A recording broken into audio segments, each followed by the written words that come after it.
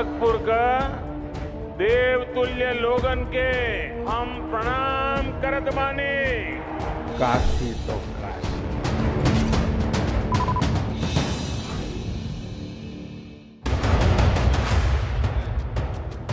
2022 में उत्तर प्रदेश का रण जीतना मोदी की सबसे बड़ी चुनौती है। यूपी यानी वो दरवाजा जो दिल्ली में सत्ता के सिंहासन तक ले जाता है और मोदी को हर हाल में यूपी के चुनाव में बीजेपी का झंडा फहराना है।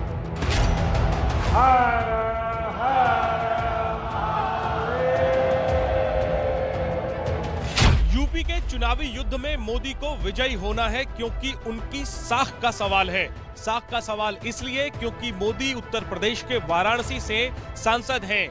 बीते 5 सालों से यहां बीजेपी सत्ता में है।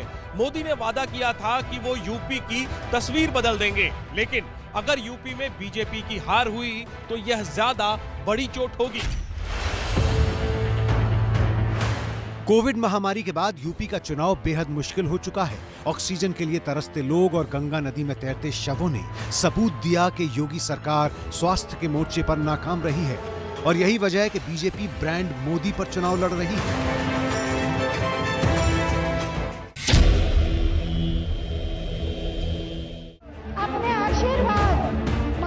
प्रधानमंत्री मोदी के लिए अगली चुनौती राज्यों में बीजेपी की सत्ता को बचाए रखने की है। दरअसल 2022 के शुरुआत से लेकर आखिर तक कुल 7 राज्यों में विधानसभा चुनाव होने हैं। पहले चरण में यूपी, उत्तराखंड, पंजाब, गोवा और मणिपुर।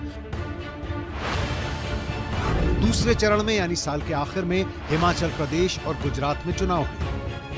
इन 7 राज्यों में पंजाब को छोड़कर बाकी 6 राज्यों में बीजेपी की सरकार है। 6 राज्यों में बीजेपी की सरकार को दोबारा लाना मोदी के लिए बड़ी चुनौती होगी और इसके साथ पंजाब में कमल खिलाना। इन 7 राज्यों में से 2 राज्यों से मोदी का सीधा रिश्ता है। यूपी के वाराणसी से वो सांसद हैं, जबकि गुजरात से वो खुद आते हैं। ऐसे में दोनों राज्यों में अच्छे प्रदर्शन का मोदी पर अतिरिक्त भार है।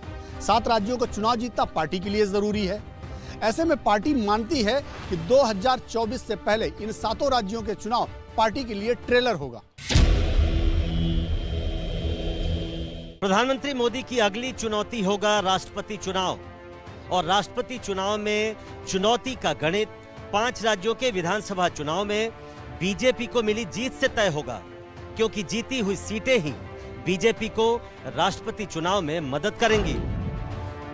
चुनावी 5 राज्यों में राष्ट्रपति चुनाव के 1,03,756 वोट हैं। इनमें करीब 80% यानी 83,824 मत उत्तर प्रदेश से हैं। यूपी में एक विधायक के वोट की कीमत 208 है, जो देश में सबसे ज्यादा है। एनडीए के पास यूपी में 325 विधायक हैं और 67,600 वोट।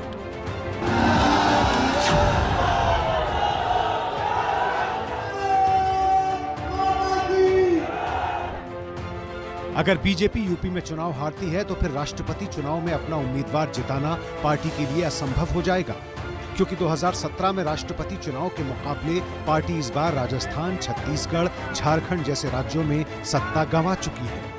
बतौर राष्ट्रपति रामनाथ कोविंद का 5 साल का कार्यकाल जुलाई 2022 में खत्म हो रहा है।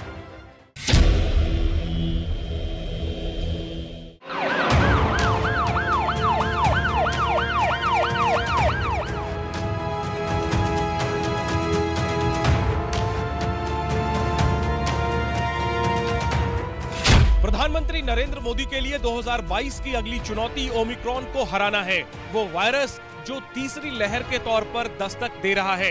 कोरोना की वो दहशत जो अमेरिका से लेकर ब्रिटेन तक पसरी हुई है।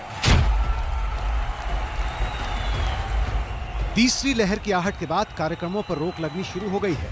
देश के लिए चिंता बड़ी है, क्योंकि अभी बड़ी आबादी को कोरोना वैक्सीन का पहला डोज भी नहीं लगा है। कोरोना वायरस का नया वेरिएंट ओमिक्रॉन न सिर्फ डेल्टा से कई गुना ज्यादा तेजी से फैल रहा है, बल्कि वैक्सीन को भी चकमा दे रहा है। नए वेरिएंट की खबरें भी हमें और सतर्क करती हैं और सजग करती हैं। यूरोपियन यूनियन की 27 सदस्यीय कमेटी ने कहा है कि जनवरी के मध्य तक ये वायरस भयानक हो सकता है। आईआईटी हैदराबाद ने 27 जनवरी तक तीसरी लहर की चेतावनी दी है, जब हर रोज 1.5 लाख कोरोना के मामले आ सकते हैं। उस पर भी आफत ये कि हिंदुस्तान में पिछले साल की तुलना में 60% लोग मास्क नहीं लगा रहे हैं।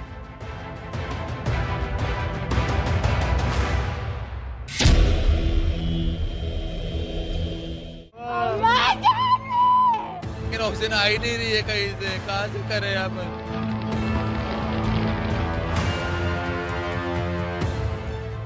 दूसरी लहर में देश को स्वास्थ्य व्यवस्था की अहमियत पता चली। देश को पता चला कि हमारा हेल्थ सिस्टम कितना बीमार है।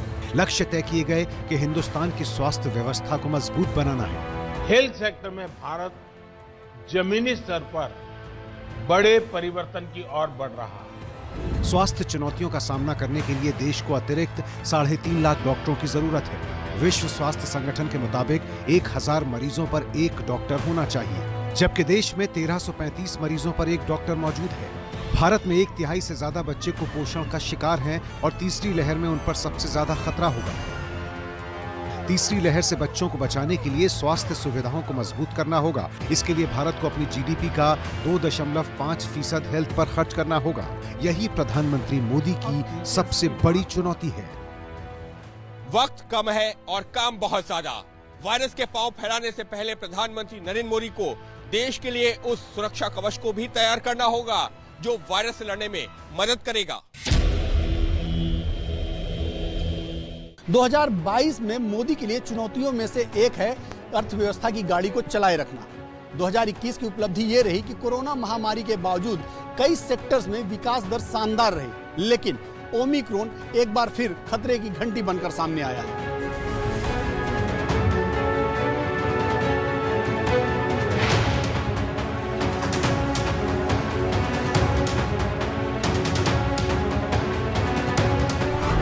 अमेरिका की क्रेडिट रेटिंग एजेंसी फिच ने मौजूदा वित्तीय वर्ष में भारत की जीडीपी 8.4% रहने का अनुमान जताया है, लेकिन आर्थिक जानकारों के मुताबिक ओमिक्रॉन इसमें रोड़ा साबित हो सकता है।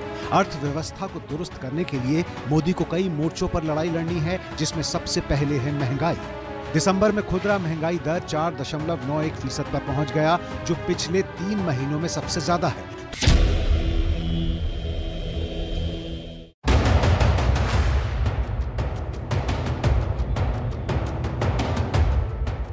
2022 में मोदी की तमाम चुनौतियों में कश्मीर का नाम शामिल रहेगा। वो कश्मीर जो सिर्फ अक्टूबर महीने में सबसे ज्यादा आम नागरिकों की मौत से लेकर आतंकी हमलों और एनकाउंटर की आग में सुलगता रहा। साल 2020 में 140 हत्या की घटनाएं हुई, जबकि 2021 में 145। 2020 में 33 आम नागरिक मारे गए, जबकि 2021 में 35 आम नागरिकों की मौत हुई। 2020 में 56 जवान शहीद हुए और 2021 में 43 जवानों की शहादत हुई। कश्मीर में स्थिरता लाने के लिए मोदी के सामने दोहरी चुनौती है।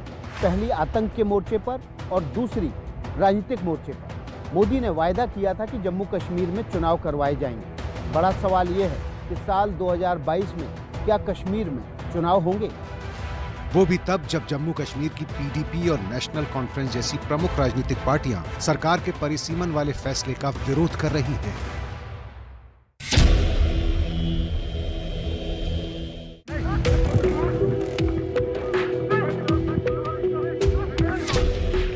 साल 2020 की ये तस्वीर ना हिंदुस्तान कभी भूला है और न कभी भूलेगा।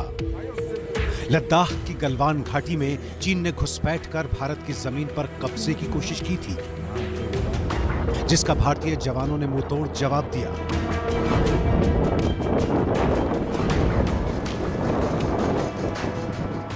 चीन की 22,000 किलोमीटर लंबी सीमा 14 देशों के साथ लगती है। इसमें सिर्फ भारत के साथ चीन की सीमा पर तनाव चल रहा है। भारत के साथ चीन की 3,488 किलोमीटर लंबी भूमि सीमा है। चीन और भारत की सीमा लद्दाख, हिमाचल प्रदेश, उत्तराखंड, सिक्किम और अरुणाचल प्रदेश से जुड़ती है।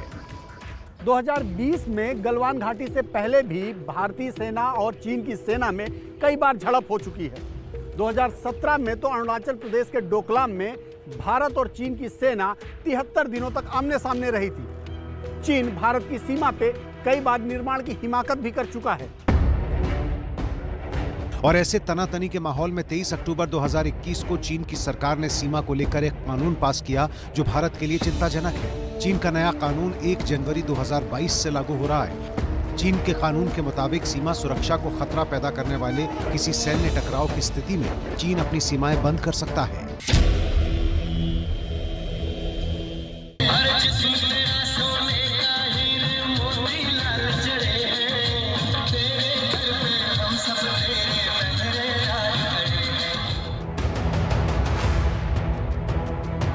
करीब साल भर तक दिल्ली के दरवाजे पर बैठे रहने वाले किसान साल के अंत में अपने अपने घर लौट गए।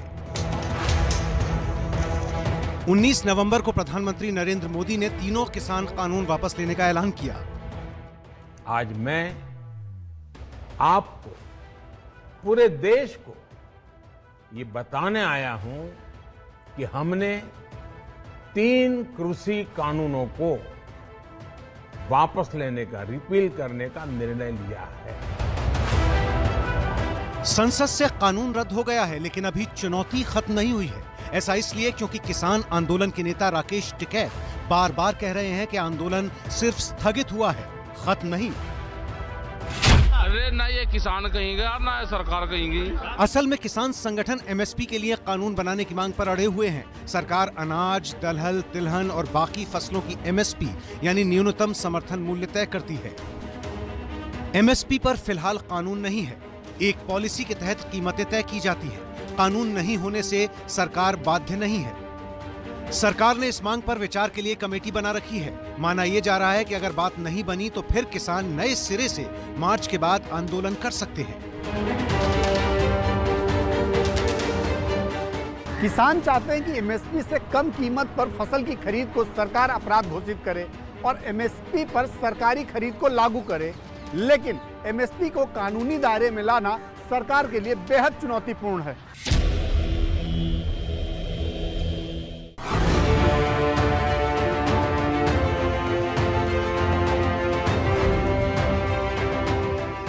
हिंदुस्तान के लिए प्रधानमंत्री मोदी के सबसे बड़े सपनों में से एक है 5 ट्रिलियन की अर्थव्यवस्था बनाना। $5 ट्रिलियन आज एक टारगेट, उसको हमारे सामने हमने रखा है।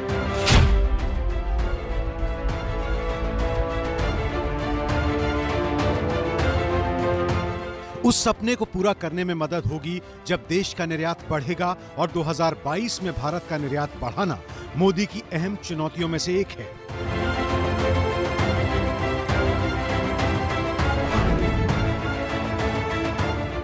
भारत ने इस वित्तीय वर्ष यानी साल 2022 के मार्च महीने तक 30 लाख करोड़ के निर्यात का लक्ष्य रखा है। प्रधानमंत्री नरेंद्र मोदी के कार्यकाल में नई विदेश व्यापार नीति की शुरुआत हुई है, जिसके तहत अगले 5 साल यानी 2026 तक भारत का निर्यात 2 गुने से ज्यादा यानी 30 लाख करोड़ से 75 लाख करोड़ तक करना है। 75 लाख करोड़ यानी 1 ट्रिलियन।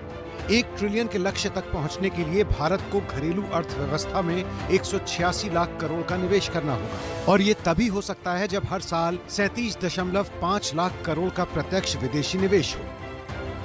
देश में निर्यात बढ़ेगा तो रोजगार के अवसर भी पैदा होंगे, जिसकी अभी सबसे ज्यादा जरूरत है।